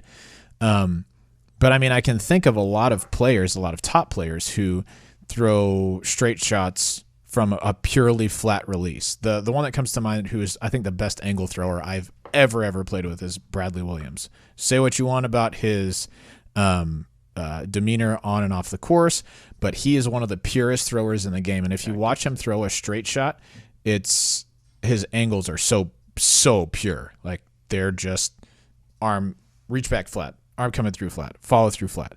Somebody else who I think is a great angle thrower, who you see a lot of flat and even kind of forced over releases from, is AJ Risley. Yeah, me. Oh yeah, it was Bobby is who I was going to say. Flat. Flat. So it's very, you nailed it. It's very possible to throw straight shots off of a small hyzer to just tip them up to flat. And the reason you see that on a lot of videos is because that's kind of how Eric and I tend to throw. But there are a lot of people who just throw straight shots or just throw flat shots to achieve a straight flight. I think I think there's not a right or wrong way to do it. It's just whichever is more comfortable to you is the way to go about it. What's the next one? Next question. Yeah, or was there another part of that? I feel like I missed part. Nope, that was it. Nope, that was it. All right, Stuart asks, I really like the Buzz OS from Discraft. I use it for forehand approaches. What overstable mid-range should I try out from the Trilogy Trilogy family? The Verdict or the Barb? If you're looking for one that feels similar, I think the Verdict is probably your answer. The Bard, I think, is maybe a little bit closer to the stability of the Buzz OS, which seems quite overstable. But feel-wise, Verdict is the answer, no doubt. Here's another question. I love overstable discs, obviously. Obviously. What putter will be more overstable or handle more power for a throwing putter, the Marshall or the Judge? As well, should I assume the Lucid Plastic for overstabilityness? More overstable, like out of the gate, is probably the Marshall, but not by a huge amount. I mean, Judges are pretty stable out of the box. Plastic-wise, yeah, Lucid's probably going to be the most overstable, though I prefer throwing putters and putting putters in more of the base plastic. If you're going to do that, then I think Blend is a really good choice for those. Yes. Eric says, hey guys, big fan of the podcast. I've been playing on Eric? and off for 3 years, but I'm getting more and more into discs over the last year. I started off as more of a forehand dominant player. Over the last 6 to 8 months, I've been working on an accurate, consistent backhand, but I'm struggling. Any tips on someone trying to learn the backhand? Thanks, and think positive, shoot negative. I like that. Learning to throw the backhand. There's lots of videos that you could watch on that. I know that Danny has some really good ones. If you go to check out his YouTube channel, you'll find some really good instructional videos that build a backhand throw from the ground up. It's really hard for us to say what you might be struggling with because you didn't say so. You just said struggling to learn a backhand throw. There's a lot of things that you need to have correct or close to correct in order for that to work well. Footwork is one of those. Timing with your entire body, but especially with your hips and elbow coming through. Your brace where you plant needs to be very good. There's a lot of things that need to go right in order for a backhand shot to be good. What I would recommend is go to Danny's YouTube channel and check out those things that break down each one of those, and you can kind of work on those one at a time and kind of build your form from the ground up. I think that's what you should do. Excellent. All right, guys. Well, that's all the time we have for this particular episode of the Disc Golf Answer Man. Thank you so much for downloading the podcast. Something we haven't talked about in a little while is our reviews. Please go out and rate and review our show. Ooh, yeah, 5 stars. We would love to get a 5-star because obviously that helps. Eric isn't here, but I'll take his place. 5 stars. 5 star. It helps us when people start looking for disc golf podcasts to listen to. It'll bring up ours that they can listen to. So we're going to take a look to see if we have any good comments, any good 5 stars. Let's see. Oh, wow. Whoa. How many we got? 353. Reviews? Yeah. Wow, nice. You guys are awesome. Let's check out the most recent one here. The most recent one, just sums it up so beautifully. The words he picked paint a picture. It's like if I could get these framed to put in my house. This would be the one. Yeah. Tom says, these dudes, dope. These dudes, dope. Truer words have never been spoken, Tom. These dudes, dope. We got another one that says the best disc golf, it. period. Dropping more disc golf knowledge than anyone's internet distance. The Cam crew will keep you entertained while teaching, coaching, and advising you all on your disc golf needs. The 3 hosts, Bobby, Emac, and Robert, have great chemistry on the mic, and their individual disc golf knowledge and experience provides excellent point of view by any level, to any level disc golfer listening. Nice. Thanks, man. Thank you so much. So, yeah, good stuff. So, yeah, you just go out to iTunes and go to the rate, and you can rate us there. And we really appreciate it. That makes us really cool. 5 stars. 5 stars. Yeah, the more 5-star ratings we get, the higher up we show up on the list. So keep those coming in. We'd love to see the 5-star ratings. This guy says it's funny how a random search for a disc podcast quickly hyzered into a favorite. Ooh, I like that. Hyzered into Look a us up favorite. on your favorite disc golf app, Disc Golf Answer, and subscribe, and we will hyzer into your hearts. I mean, but think about this for a second, because these dudes dope. These dudes dope. Maybe we need to make a T-shirt. These dudes dope, and just put our Disc Golf Answer Man. Disc Golf Answer Man. Would you buy that, YouTube audience? Think Would you about buy it. that? These dudes dope. Can we get 5 gifted subs for a These Dudes Dope shirt? Yeah, So right. think about it. All right, we're going to let you guys go. Thank you so much. Hang on, YouTube. We'll get to your questions. Put your questions in the chat. We'll answer your questions in the after show. Before you stop the recording, Robert, can you read my message? Yes. Or you can stop it and start it again. That would be a different audio clip.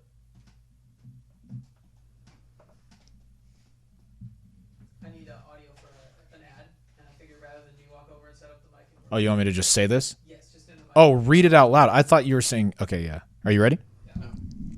Okay, here we go. Okay, so hang on, YouTube.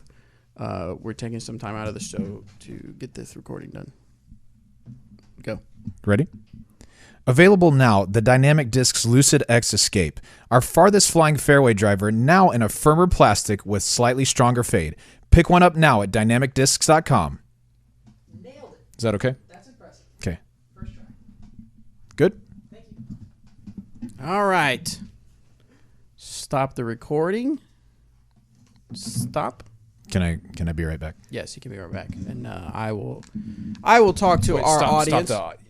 Just the audio recording or the? I'm going to just talk to our YouTube chat. Oh, I Yeah. stopped the recording of the video for my little. Oh, gam gotcha. clips. Gotcha. Yeah. Hey, YouTube guys, if you guys are on YouTube, I should have said this on. I'll say it in the after show. It's the after. It's the after show. Do you have something in the DD lineup close to a Saint? I've used the Escape a lot, but looking for a DD version if there is one. I would almost, when I remember I threw the Saint and the Escape were a little bit, the Saint for me would go a little bit, glide a little bit straighter, longer.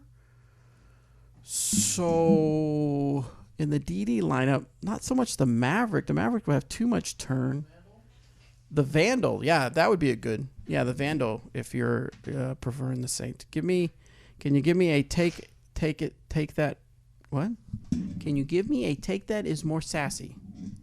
Of the read for the ad. Oh, more sassy. I always, Johnny, when I have to work with Robert, I have to tell him to elevate his excitement level. He's learned. You could tell that he learned that because normally he wouldn't have said it with so much enthusiasm because he feels like it's silly. But from working in video, you have to go up a level or two when you're on video or when you're on audio or anything like that. Has anyone ever seasoned a disc by soaking it in water? I lost my Sheriff to a pond for 3 months. When I got it back, it was the perfect amount of broken in for me. I don't know that you'd want to season in the water. I mean, I suppose you could, but I'm not sure what water does. It's probably the temperature. Probably just softens the plastic. That's a good. It's probably the temperature, so you'd have to season it in hot water. But I'm not really an advocate for like if you got a brand new disc and you need to beat it in that you like throw it against a wall or throw it into a tree or throw it into the street to hurry up and beat it in. I think you just got to get out there and play and just let it naturally get beat in. Why did Legacy give up the Vandal for a name after they already used the name? That is a topic for a whole nother. I'm answering all these questions. I'm not recording them. I can't answer these questions anymore because they need to be on the after show. That's a question, Laser. Actually, that the answer may never be public. Mysteries abound. Put it inside the headphones on the logo. What are they talking about?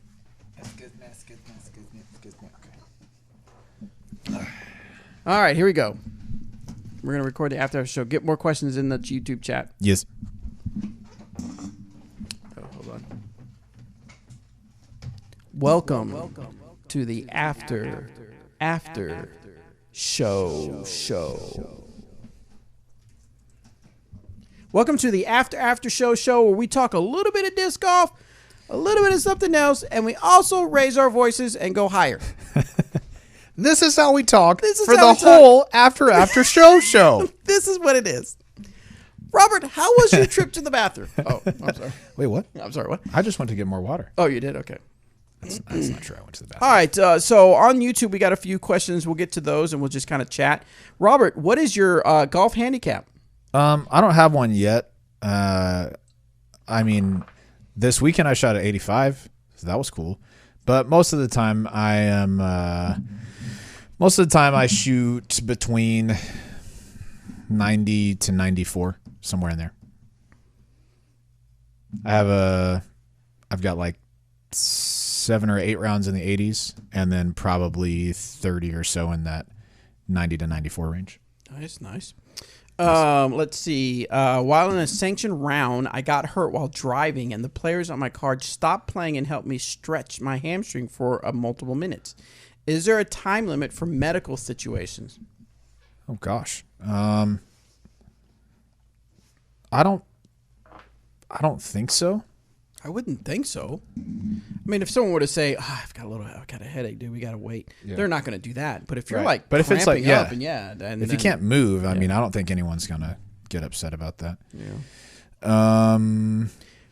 Go ahead. Which is better, The Office or Parks and Rec? Well, we've discussed this. They're both good in their own right. Correct.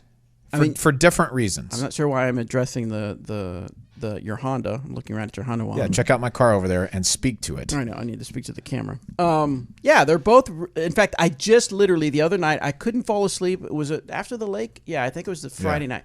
I couldn't go. It was like 3:30 in the morning when I finally shut off the TV. But the last thing I watched was the final episode of The Office, and I thought, what do I do now? I'm going to start watching Parks and Rec now, and just go through that season. I just kind of keep them going concurrently. Oh yeah. Yep, I love them both. They're fantastic. All right. But I find myself laughing out loud more often at Parks and Rec because that's kind of what they go for. But The Office just has it creates so many awkward situations that are just like, oh my gosh, I can't handle this. I can't do it. You know, I love it. I love it. All around great. So Chaser brings up a question that I actually almost thought about bringing up because I saw it posted on Reddit. Specifically, Chaser, not to beat a dead horse. Actually, it is a very dead horse because a lot of people bring this up.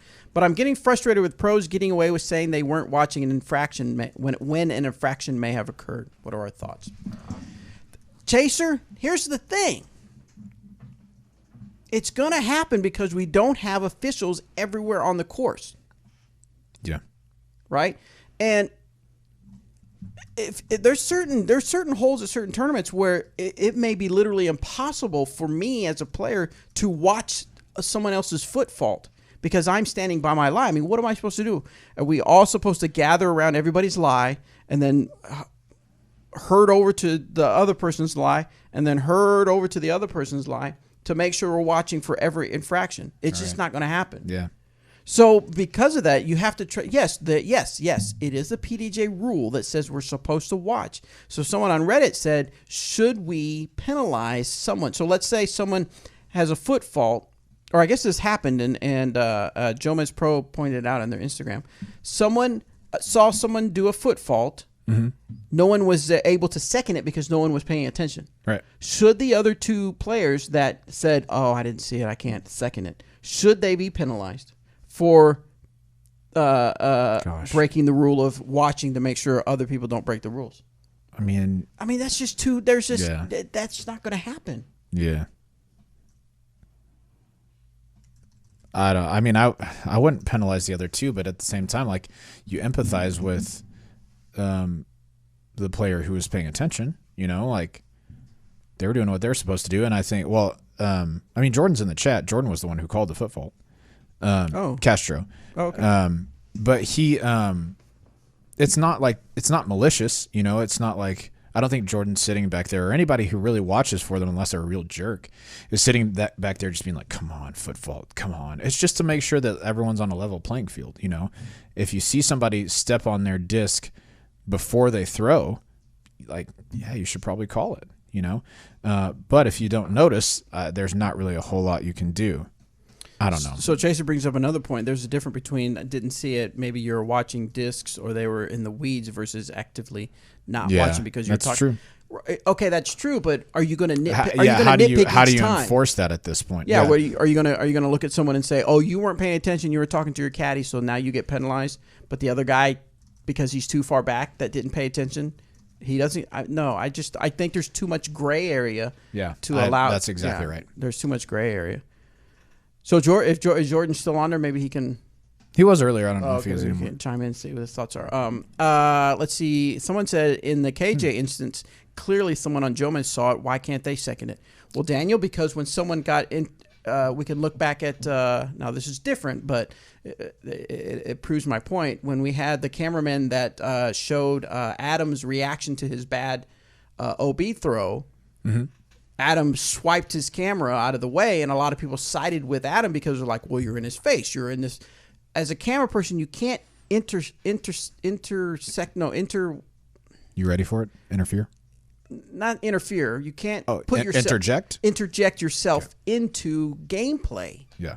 You just That's not can't. what you're there for. No, that's not what you're there for. So the same way a spectator can't second a foot fault. Right. There's no way you can the competitors on the card are the people who are responsible for making that call. Correct. So, yeah. Anyway, there you go. Andy says people see it, they just don't want to be the bad guy. Andy, I will say that's probably the case. Something to that. Yeah.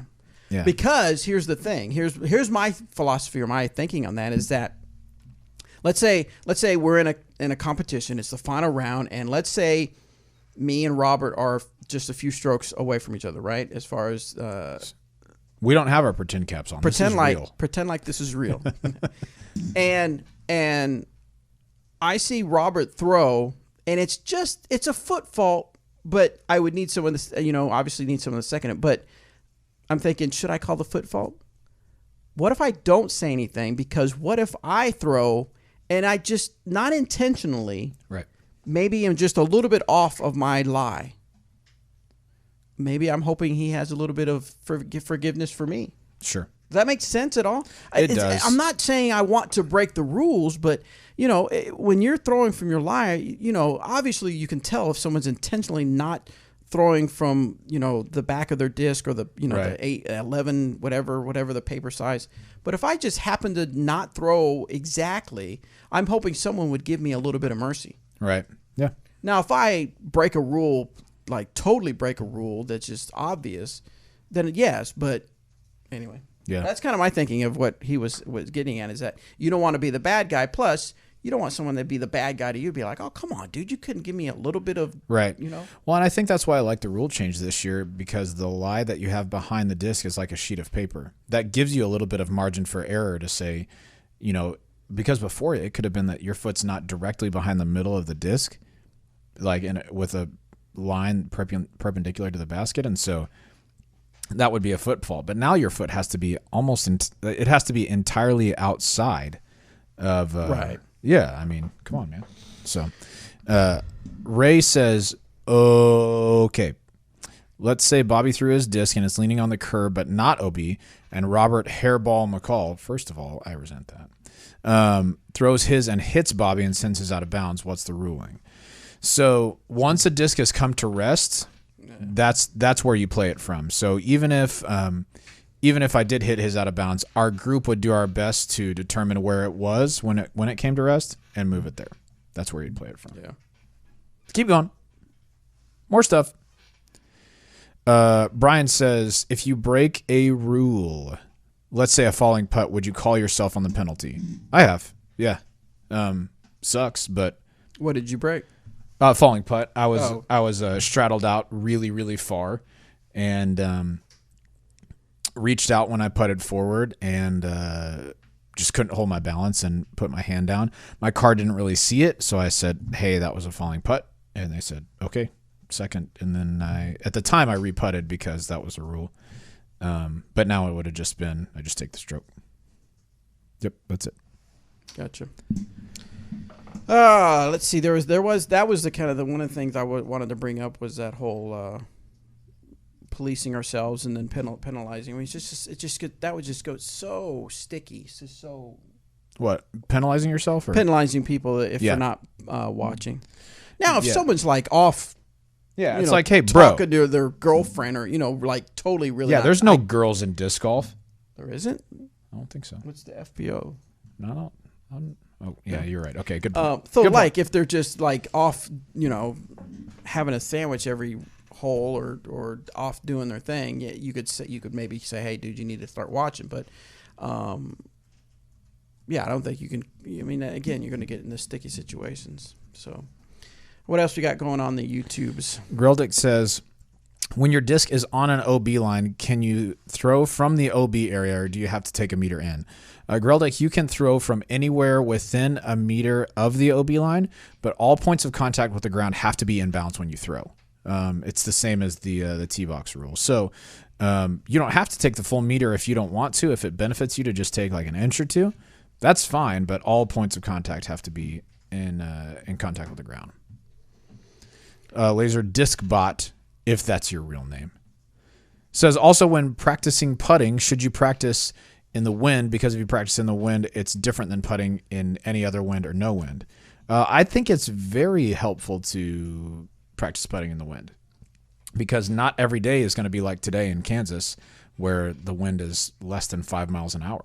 You're going to play in windy situations. So I think it's great to practice putting in the wind, and it's definitely great to move around to different sides of the basket so that you can truly understand what wind does to your putt, because your putt may be different than what you see from other people.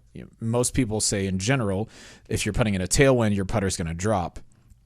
And if you're putting in a headwind, it's going to raise. Well, if you putt with a lot of nose down, it's the exact opposite of that. If the nose is down into a headwind, it's just going to shove that putter toward the ground. And if it's down in a headwind, in a tailwind, it's going to lift it up over the basket. And so, practicing in the wind is a great idea.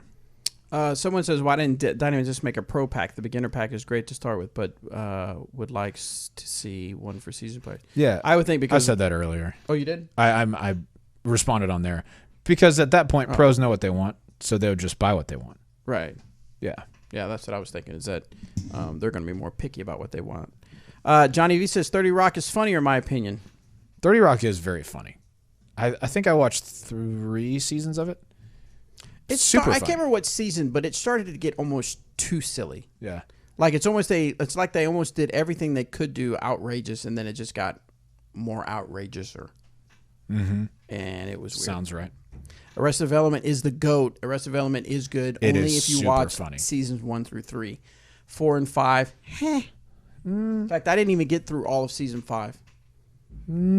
Just kind of, did you watch the 4 and 5? Yeah, 1 and 3 are the best. Yeah. Arthur says, let's talk about how well AJ played at Milo. Dude, yeah. AJ was crushing it. Castro crushed it. We had 3 guys tied for 18th. Peter, Clemens, Dustin were all tied at 18th. Yeah, great play from Team DD this weekend. That was super duper cool, man. Diggins said he played a duology. I mean, they only had the 2 discs. Guess so. Really enjoyed the Gatekeeper. A lot of people are enjoying the Gatekeeper. I myself am enjoying the Gatekeeper as well. Andrew, let's get down to business. Uh-oh. If you were going to be Emporia in a few weeks, yes, Andrew, you should definitely bring the answer is Torchies always to yes, us. Torchies. As a native Austinite, Andrew, I know that you respect and understand the value of Torchies. Just imagine if you were in such a cruel desert that you didn't have access to that all the time. Now, welcome to Emporia. Bring it. I'm going to go spend some time with my dad for Father's Day. Maybe I'll talk him into letting me take him to Torchy's Tacos. He's never been. Does he even care about anything? I knew it. I don't think so. I freaking knew it. At what point did we talk about putting routines? We did at the very beginning. Ponzorwoody. Ponzorwoody. Yeah, go check that out. It's probably around 10 to 20 minutes in the episode. So if someone is stepping on their mini for a putt, that is considered footfall, correct? That is correct. Yes. You cannot touch your mini. Yes. Chaser, I'm not following E3 this year. One of the things that I am excited about, though, is Halo for the PC. I played Halo when I very first got an Xbox. I was just getting into college, and I enjoyed that a lot. So I'm sure I'll play that on there. Someone said there's a Torchies in Colorado. There is, in Denver. How close would it be to the stadium? It doesn't matter. We're going. You bring up a fair point. Yeah, it truly doesn't matter. Okay, now hey, everyone hold the phone. What happened now? We got freaking Mike in the chat. He says, I had better tacos than Torchy's this last weekend. Get out, Mike! In Corvallis, Oregon at Taco Vino. Come get them. I'll buy for the Disc Golf Answer Man dudes. First of all, Mike, how dare you say that there are tacos better than Torchy's? I'm joking. I'm sure they exist somewhere. Sure, yes. I've just never met their equal. But if you're trying to buy us tacos, I'm interested. Okay? All you have to do is send them to Bobby's home address, 867-5309. That's his phone number. Call him. He'll tell you his home address. You'll meet Jenny. Yes. Yes. Just use ice packs to keep them nice and cool, and we will reheat them. Mm-hmm. Yes, thank you You very want to much. watch a Canadian Friends show, a show about nothing? It's very funny. You'll find it on Prime. It's called Corner Gas. Cool. Never heard of it. William says, I called myself on my bag getting in the way of my own rollaway. I tried to get it away, but it was just a bit too slow. Car didn't care, but I want to follow the rules, and I want to know what my real score is. I think that's the play, man. I mean, it's really the only way to do it. That's one of those rules that is really interesting to me, is that, and I need to look up the actual rule for it, but all right, we're out playing disc golf, Bobby and I are. He's getting ready to putt, and my stuff is, say he's putting uphill, my stuff's kind of at the bottom of the hill, and I'm not really paying attention. If he putts and his putter rolls down and hits my stuff, it's no problem. But if he putts and it rolls down and hits his stuff, problem. Really? Is that interesting? Problem as in? Yeah, I think you'd get stroked. I need to find the rule, but That's weird. it's something like that. I think as long as you make an effort to, like, if I make an effort to move my stuff out of the way and it still gets hit, it's not a big deal. If your stuff gets hit when you're putting, big deal. That's weird. Yep. Someone says in the Trilogy Challenge, why is the putter a base plastic and the others are higher end? That's because usually as a putter, you want them in a base plastic. Not typically. That's what most people do. I'm not saying everybody, but if you were to take a poll and you were asked 10 people, I bet you 9 of those people would rather have their putter in a base plastic. It's just grippier for the chains and for what you're doing. Let's see. New Mexican tacos are the best. Next time you come through New Mexico, I'll buy. Okay, so we've discussed this before. Marty, when it comes to tacos, there is no doubt that a street taco that is made in your stereotypical authentic mama's in the back cooking a taco. Of course that has merit. It's going to be fantastic. But for the type of tacos that Torchy's has, this taco fusion per se, Torchy's they're fantastic. Awesome. Look, and I'm not trying to champion that Torchy's is the best taco that's ever invented. Like that they make the best tacos that have ever been created ever, but they're really friggin' good. And it's not like, all right, this is kind of what I love about Torchy's too. Okay. We go to a steakhouse. Let's pretend. Put on your pretend cap. Okay. Pretend like we went to Outback Steakhouse, right? And we go to get a 6-ounce sirloin, which is $10. And you eat your 6-ounce sirloin. You're like, hey, that's pretty good, right? Because it's steak. Most of the time it's not great, but like, hey, steak's pretty good. But then you go to like a steakhouse. You go to, I don't know, what's it? Perry's. I've never been. It's fantastic. Right. And what you get Ruth, what's it called? Ruth's Chris. Yes. That's an even better one. Okay.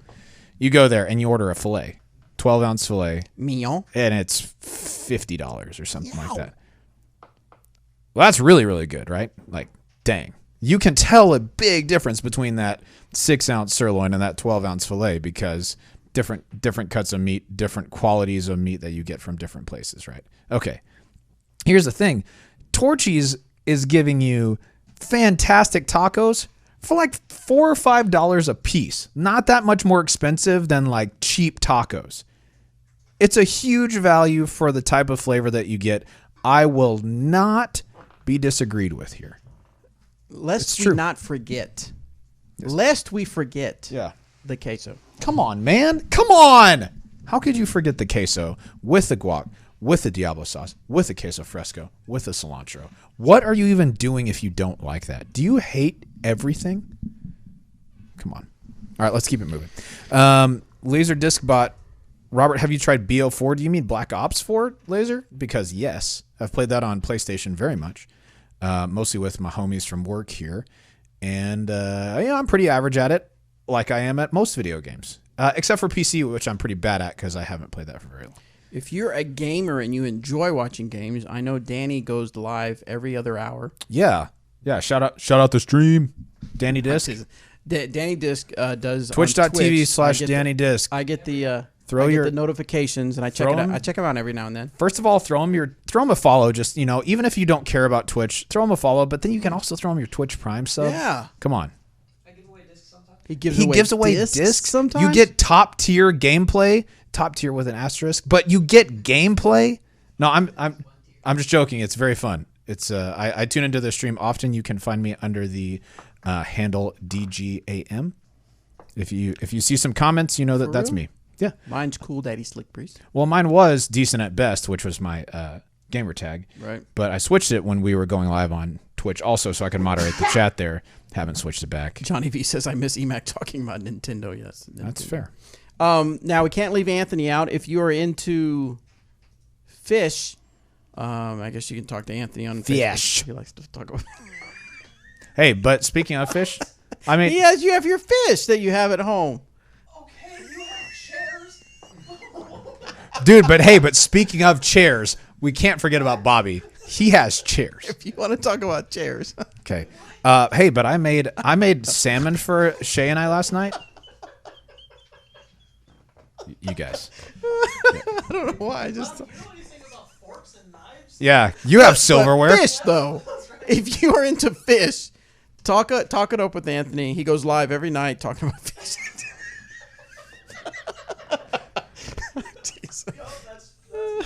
Where even are the rails at this point? We're very far off them. Very far off of them. So, I made Shay and I salmon last night with some green beans. The best salmon that we've made by far. Not even close. Used a cedar plank this time. Shay got it for me for our anniversary. Hello. It's fantastic. As someone who knows about fish. Thank you. You should be talking to Thank you for Anthony validating about my fish grilling, Anthony. Bobby's all pug life. Actually, Jonathan Van Taco Deserzen, Bell is the best, he says. Get Laser, outta here. you can get out. I actually have a French bulldog now. I used to have 2 pugs, but now I have 1 bulldog, Sebastian. Tonight I will be grilling. Speaking of cooking, let's talk tonight about is grill night. I have steaks, I have chicken thighs, and I have burger patties. And then I just have my protein for the week. That sounds excellent. Yes. And I will put it in my Huel. I will. No, that's what I have. Oh, sorry. Tonight I'm making chicken fajita meat from HEB, the grocery store that we love so much in Texas. Oh, did you get some the last time you were down there? Mm-hmm. Nice. We got 3 things of it. And we only used half the first time, so the other 2 are frozen. I am excited. So tell me in the YouTube chat your and we'll talk about it so the audio listeners can hear. Tell us a little bit about your tips and tricks for grilling steak, burger patties, or chicken thighs. Nice. I'm about that. Yeah, see what's here. Okay, so here's what I do with my steaks. Okay. And I can see that our viewer counts are going down as we talk less and less disc golf. But they're going to start coming up when we talk more and more fish with Anthony. Yeah. That's another sideshow. So It's the after show. If you've hung on with us on the audio, we really appreciate it. And thank you so much. So I get my aluminum foil out. Of course, I get the grill as hot as possible. Wait, Bobby. What? First. What kind of steak? What cut? Usually ribeye. Okay, that's a fantastic choice. Yeah, ribeye's good. The other night I gonna tried tell New you York what- steak strip, and it wasn't as good. That's what I was going to say. I don't like No. strip steak. New York, for some reason, I was like, no man, thanks, I man. So ribeye. And I like to get the thicker cut ones because I have the smaller cut ones, but I got the thicker cut ones. Anyway, so I get the grill obviously hot. I put my hand down, and if I can barely hold it there for like a second, then I know it's hot. Then you call yourself a weenie? Yeah, And yeah. you practice more? and then, yeah. Hotter! And then I walk on it, like hot on cold. No. So then I put it and I sear Then you say to your hand, for about 4 minutes. if he dies, It dies. he dies. I sear it for 4 minutes on one side and for another 4 to 5 minutes on the other side to just cook the outside. Then here's the trick, because I like it a little bit rare. Here's the trick. Then you put it in aluminum foil. Oh, of course. Well, so wait. Wait. First, before you got to get it outside, let it get to room temperature if you want. But put nice amounts of salt and pepper. Nice amount of salt. Push that salt into the meat. Massage it. Massage it. Flip it over. Salt and pepper. Plenty of salt. Now use pink Himalayan salt. So you got to use plenty of salt to get that sodium in there. Just get that salt. Strip steak is better than ribeye. Change my mind. No need. Oh my God. It's just a fact. Right. And you let it sit for about 10 minutes to let that salt soak in. Now you go to the grill, sear it 4 minutes. Don't do the whole 1 minute thing. I've tried that before. No good. 4 minutes. That's some doo-doo. 4 minutes. Then you put it in aluminum foil. Yep. You put a pat of butter on top. You close the foil, each ends, and you let it finish warming and cooking in the foil. Nice. So good. So have you done anything sous vide? No. I'm very interested in that, Daniel. So the grill that we have is a Traeger, so it's a wood pellet smoker, right? And it is fantastic. Like, it's changed cooking for us. I will cook on that anytime that I can, and it's awesome. But I've heard so much about sous vide, so I am very interested in trying that out at some point. But yeah, I mean, a lot of the people are saying what I like to do.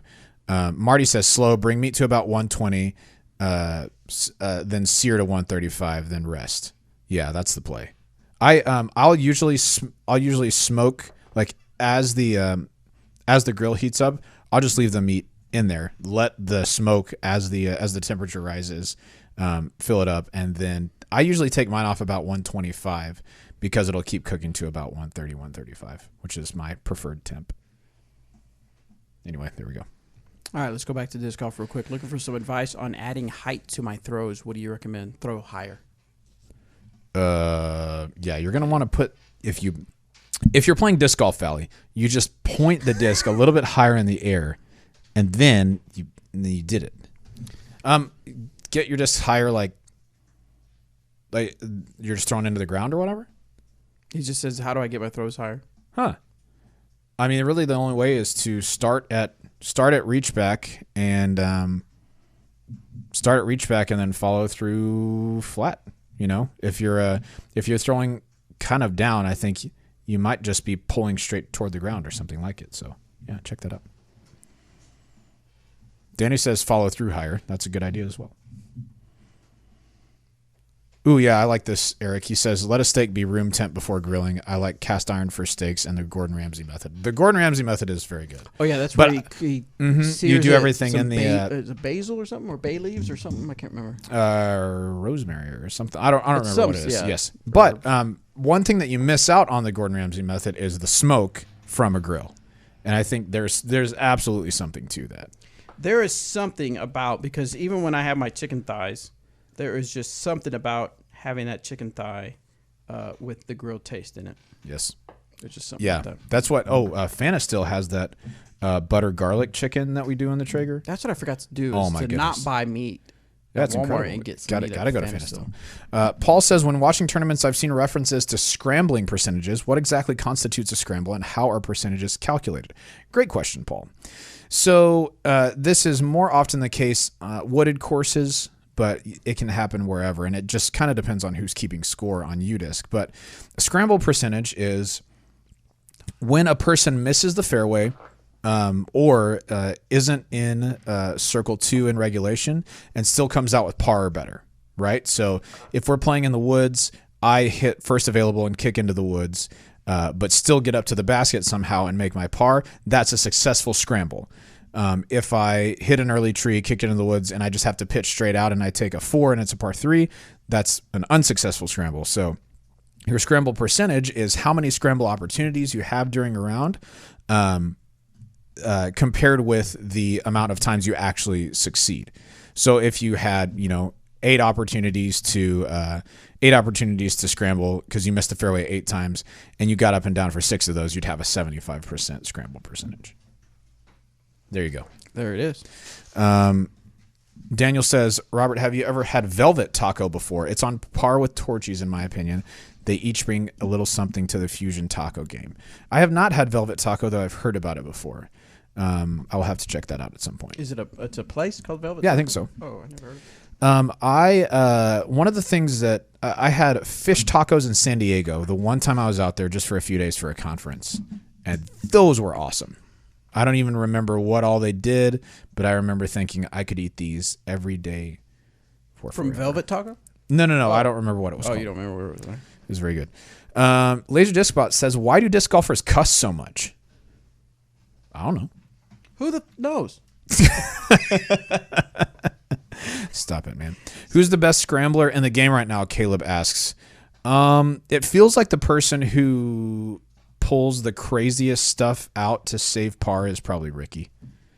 I mean, he has the backhand scramble shots. He's got the forehand little turnover shots. I'd say Ricky is probably the best scrambler in the game. Yeah, there we go. Let's see. Let's keep it going. Johnny V says, how do I get a distance driver in Disc Golf Valley? Johnny V, here's the hard truth, right? Here's your experience level, okay? And here's where you need to be to get a driver in Disc Golf Valley. So just keep working on it. No, in all actuality, you just need to level up. Once you get the level rewards, that's how you get them. I got my first and only recoil at level 16. I'm at level 22 right now. I haven't seen one since. But the recoil that I got is a windbreak big skip recoil, so it goes nuts and it's awesome. But most of the time I just use an Extra Glide Explorer or a light musket. That's what I was using before I got the recoil. Now you can just throw the recoil super far. All right. Laser Disc Bot says, Robert, what is your favorite course in Texas? The whole state, man. The one with baskets. Yeah. Roy G. Guerrero is probably my favorite in Texas. I think I played it maybe 15 or 20 times when I lived in Austin, and it's just so very challenging. It doesn't feel like Texas. Long wooded fairways, get rewarded for good shots, punished for bad. Yeah, it's a fantastic course. What else we got? So something that I just saw a post, and it made me think of a topic that I thought was curious to get y'all's thoughts. And of course, we get the thoughts from people on YouTube, the 125 people that are hanging on to this blabber. So recently we had, and you'll figure out who it is, but I am not by any means. Do not misconstrue what I'm saying. Do not twist anything. I'm not picking on these particular people, but the incident that happened with Eagle McMahon, where he lost his temper. We already gave you our thoughts on that, our thoughts and opinions on that. Right. But shortly after that, he unfriended a lot of people on Facebook. And he made a post that said he deleted 4,300 and some odd people. And if you're reading the post, then you kind of made it because he knew he had some interaction with you, or he liked you, or he just didn't happen to delete you, right?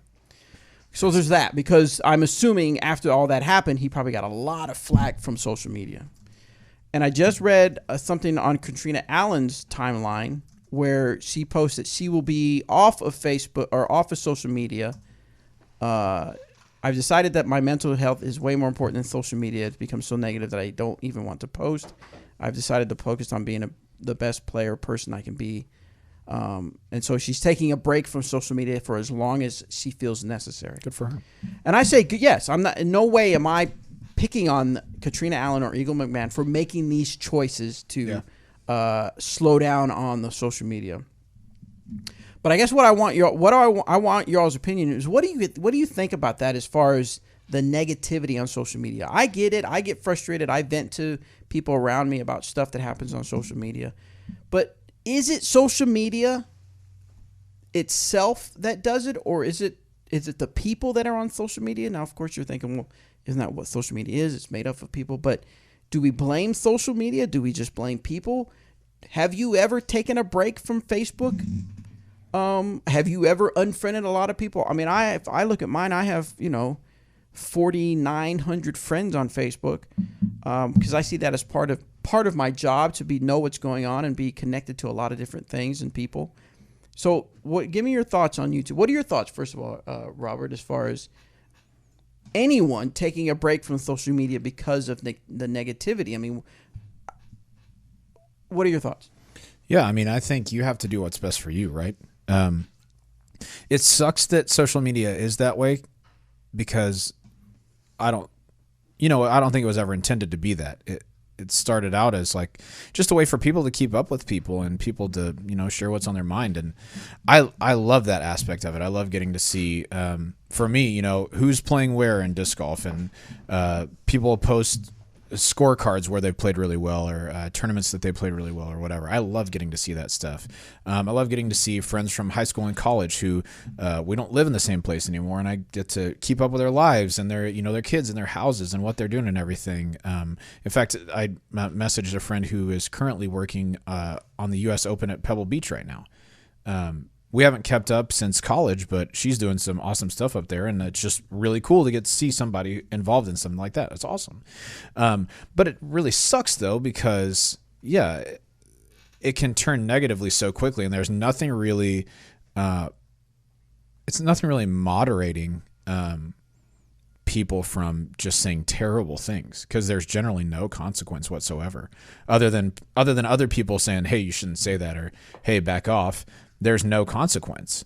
And so that whole like kind of keyboard warrior era that we're in, that sucks. I try to make it a practice that I'm not going to put something on social media or type something out that I wouldn't say to somebody in person. And I think that kind of helps to, I don't know, provide a different lens for what you should or shouldn't say. There's also a lot of times where I'll see something that I just blatantly disagree with, that I think this is dumb.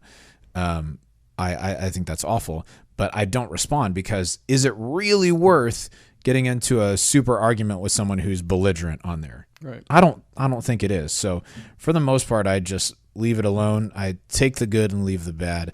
And if somebody comes at me about something, or they address directly something that I'm doing, I try to take that as an opportunity to say, did I do something incorrectly? Or, if I was doing commentary, did I make too many jokes, or did I say too many words incorrectly, or whatever?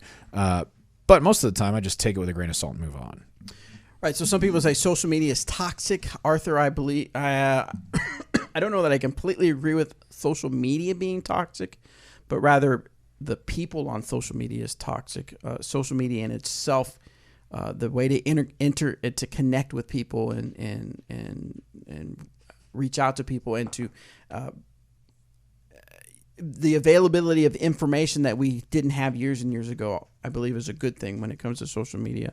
Let's see. Yes, I've taken a break at Lent. It says 40 days without it. Wow. Without social media? Yeah. Man, I think if it wasn't so integral to my job, I would really enjoy doing something like that just to see how different it could be. Yeah. But I mean, we're on it all the time because work requires it. Brian says people on social media are public figures, and some people aren't built to handle hundreds or thousands of people coming down on them. I believe that's very true. Social media has allowed people that typically wouldn't have the avenue to become famous or to have attention brought onto them, aren't built to handle that type of attention.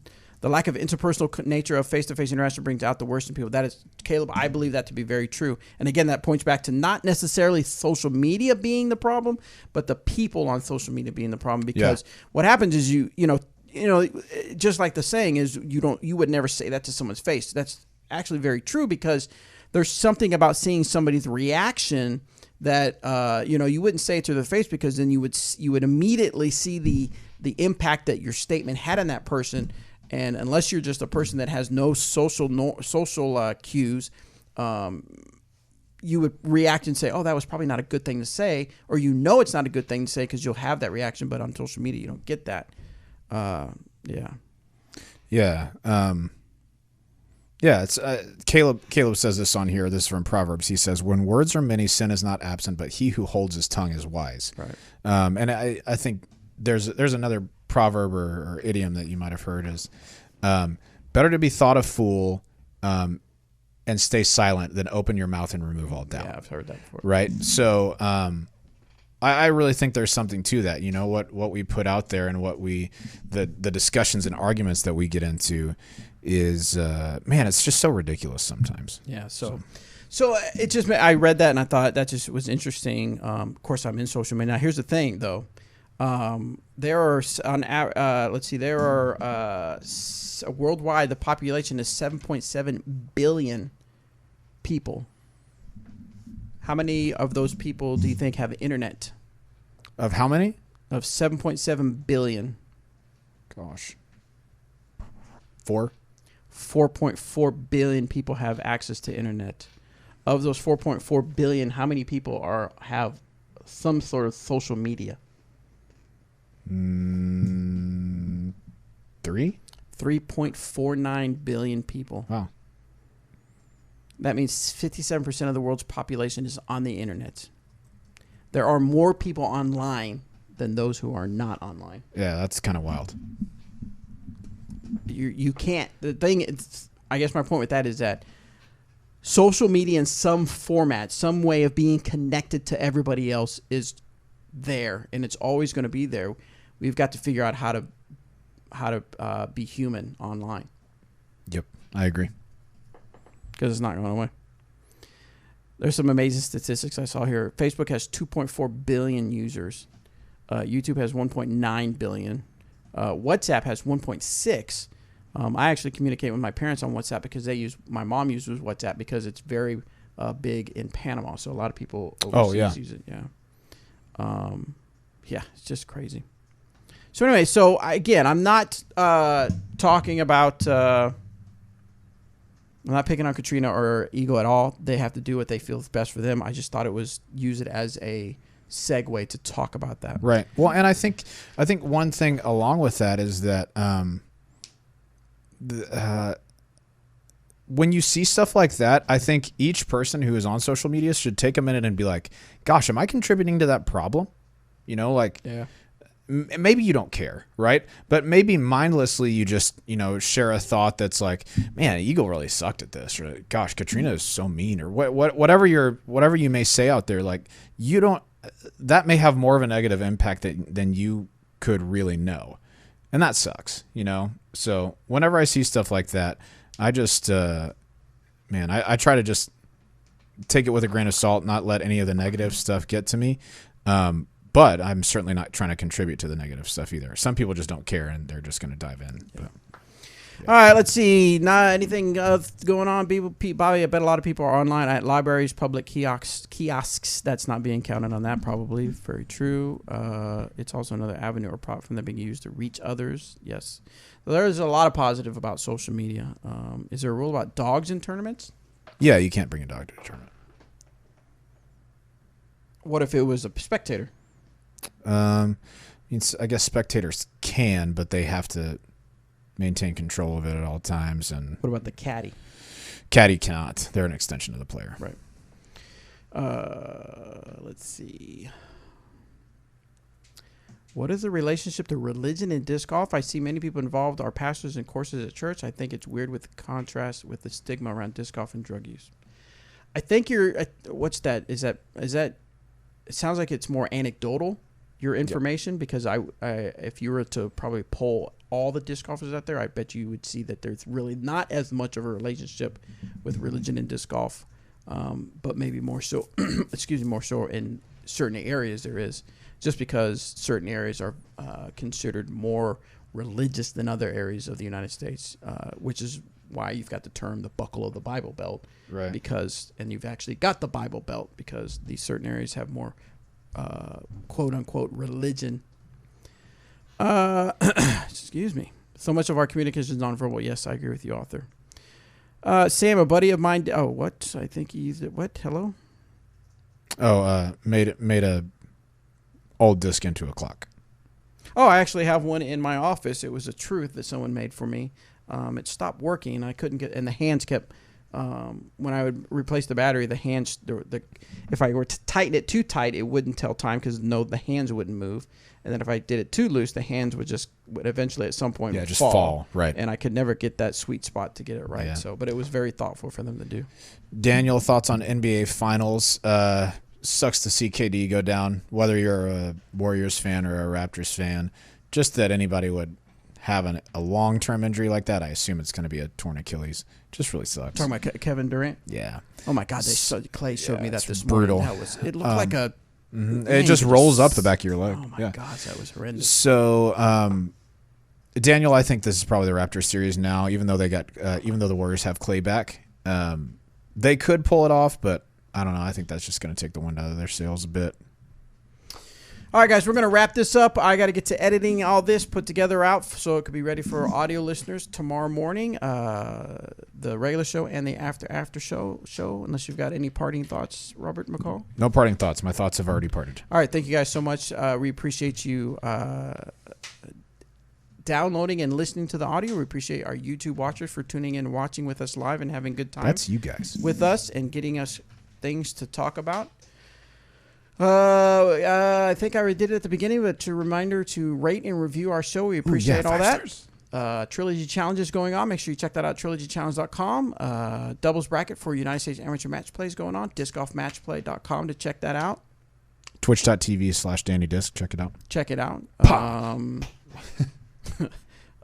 Junior Worlds is coming up. If you are a junior player, if you're a junior in the junior division, on June 14th, all divisions are open for anybody. You don't have to be an invitee to be able to sign up and play. Invitee. So June 14th opens up for registration. So we want to get that packed full and get a lot of people coming to Emporia. Have a good time. Cool? That's it, man. All right. Thanks, guys. We will see you next week. Okay. Hey.